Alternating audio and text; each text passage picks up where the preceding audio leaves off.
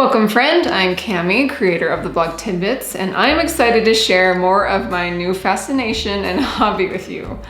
After a few convincing experiences with herbs, aka nature's medicine, I have been hooked on learning all I can about herbalism. Now, if you're interested, I would like to share with you a bit of what I've been learning, maybe some resources that have helped me, and then some of the products that I've been making that have been actually a huge help and support to our health. My hope in sharing is that perhaps, in the least, I can inspire you to dive into a new hobby that increases your knowledge and gets you excited to try new things.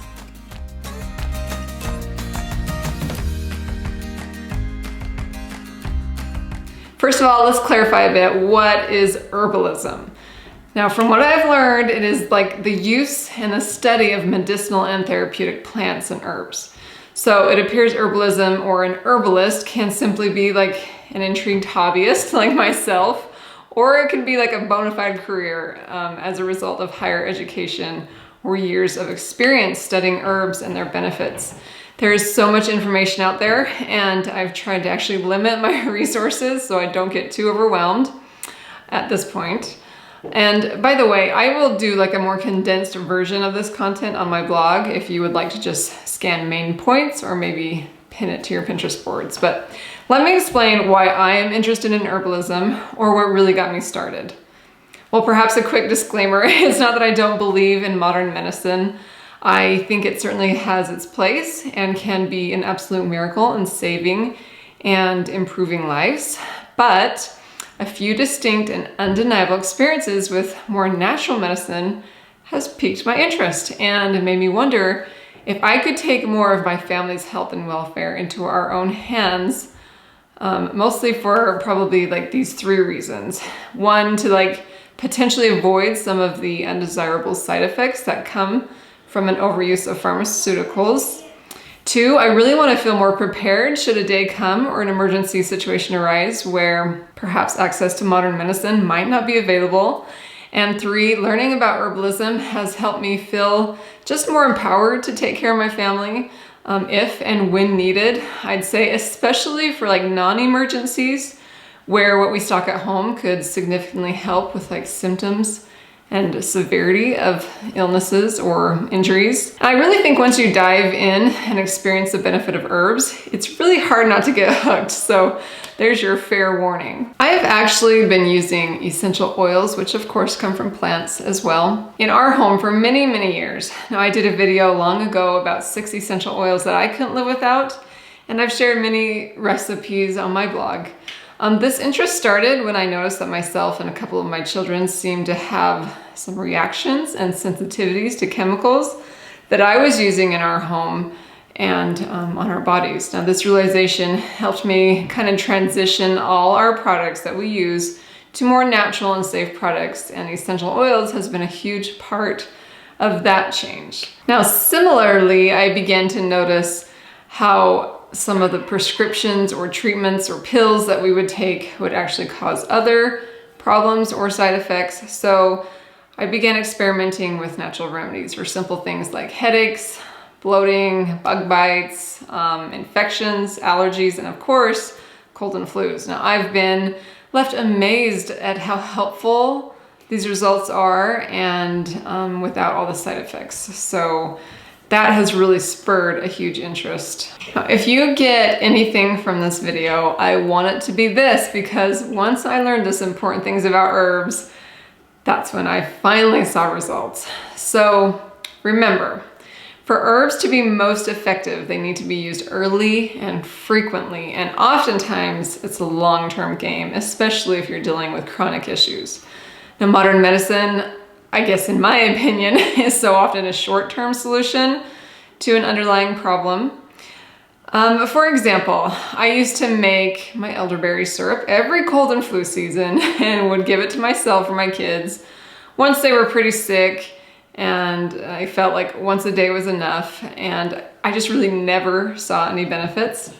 Now, I can compare that to now after learning that early and frequent are the way to go. At the slightest sign or exposure to sickness, we begin dosing elderberry syrup every 2 to 3 hours for a few days, and perhaps add in like other natural immune boosting things like zinc or these cold capsules that I make. I feel like in many instances, we have been able to avoid sickness or very drastically decrease the severity of the symptoms with these immune boosting herbs. I've really been amazed multiple times by doing this. So remember those two things about herbs: early and frequent. Now, herbs are great for that because unlike medicine, early and frequent isn't dangerous, with a few exceptions, of course, but a handful of basil isn't going to harm you like a handful of ibuprofen might. So now that I've kind of explained myself, let's get to the fun part. I want to show you some of the herbal remedies that I've been making and loving. I could go on and on, but I'll try to limit them to my favorites today, and maybe I'll explore deeper if there's any interest after this video. So I feel like I need to add here, I'm obviously not a doctor or even that experienced in herbalism. I'm just here to share my resources and experience and hope it can help encourage you on your own journey of learning. So I've actually started to stock up on some herbs and have quite an impressive apothecary cabinet to play around with. Now, you don't have to do this, of course, but I tend to be an all or nothing type of gal, much to my demise. So in deciding what to purchase or grow, I went through my favorite book and bought the herbs for the recipes I thought could help us out the most based on the situations we would more frequently encounter. So I'm also beginning to harvest my own herbs and grow some of my own herbs now that spring is here. The kids helped me gather a lot of dandelion leaves and buds, and I dried them out in my dehydrator. You would really be amazed at the benefits of these so-called weeds. And I'm excited to try out this thing that I've heard is called Nature's Neosporin for things like cuts, bruises, bites, and acne, actually. And like I mentioned before, I've been making elderberry syrup, one of the more popular and well-known herbs to help support the immune system. And you don't even need to be an herbalist to recognize that name. Now, I recommend skipping the overpriced sugary syrups that you'll see in the pharmacy section and just make your own. I happen to have a recipe on my blog, which I will link to in the description, as well as a great source for elderberries. Now, something else that I've made and found success with are these fireballs. I have 2 kids who get very motion sick, so I tried them out on our last road trip. The name is pretty accurate to how they taste, but we found they helped a ton. They are made from a really potent dose of ginger root powder and other supportive herbs, which I'm sure you know as a helpful agent for nausea. Let's talk about headaches. We all get those from time to time, and this headache tea blend has been really helpful for me. I can drink a cup of this tea every hour or two, and it really helps take the edge off so that I can go about my day. I really dislike the effects of ibuprofen or aspirin, so I avoid those if at all possible. And I drink this tea knowing that it's not going to completely mask my symptoms like a pill might, but it will help me manage my pain to kind of address the underlying issues why I might be having a headache, like too much screen time, maybe not enough sleep, too much sugar, dehydration. A lot of times I get neck tension. All of these are common reasons I have a headache, and that tea is very helpful. So my kids also had a sore throat last week, and my daughter made up this sore throat tea, and they said it was really helpful. These cold care capsules worked miracles, I swear. Like I mentioned, we were all getting sick, and I made these up quickly when I felt the exhaustion in my body and the tickle in my throat. I was super diligent in taking them like every 2 and 3 hours. I could feel the sickness was in my body, but I hardly had the symptoms that my whole family got. Now, this capsule is packed with things like cayenne pepper, marshmallow root powder, golden seal powder, and other items that I can't quite remember, but I will share the book where I found this recipe in just a bit. So my kids can't swallow pills yet, so giving them one of these cold care capsules wasn't an option, even though a couple of them tried after they saw how well I was avoiding the flu cold that we had going around. So I've made up this venous salve to rub on varicose veins. I haven't seen massive results yet, and I believe this is one of those instances where time and diligence may pay off. This salve is also supposed to be useful for hemorrhoids, which sometimes I struggle with baby number 4. I'm sorry, that was TMI, but I always have to apologize to my girls for being a little too blunt with no filter. I also tried making up some bladder infection capsules.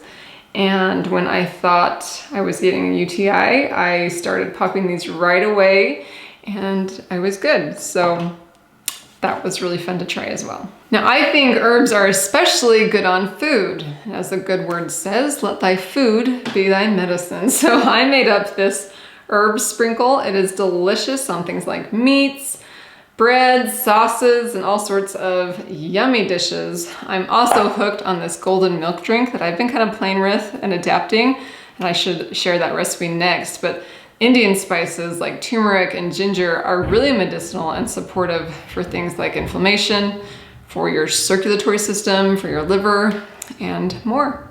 Okay, I better stop, but suffice it to say, I'm playing around and having so much fun. I will leave you with some quick resources to get you started if I've piqued your interest. I've actually bought quite a few herb books and did an entire video on my herb library. But of all of them, this book called Medicinal Herbs by Rosemary Gladstar has been my absolute favorite. It is like an herb Bible. I would suggest to start here and read nothing else. Read it from cover to cover and then get your hands dirty experimenting like I have.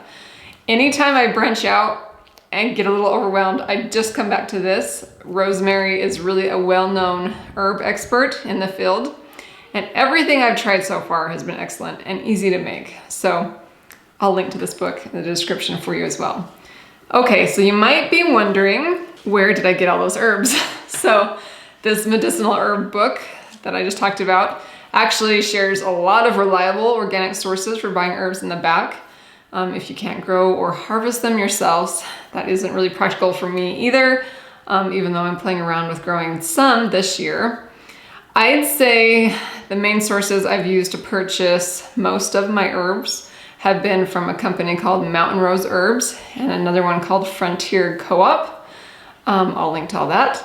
I've got a lot of my jars and lids from this company called Packaging Options Direct. They have some great prices. And if you want to start learning for free online, I recommend following Megan from Growing Up Herbal.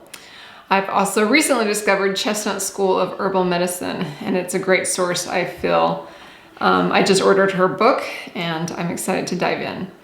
I'm also going to stop there so you don't also feel overwhelmed.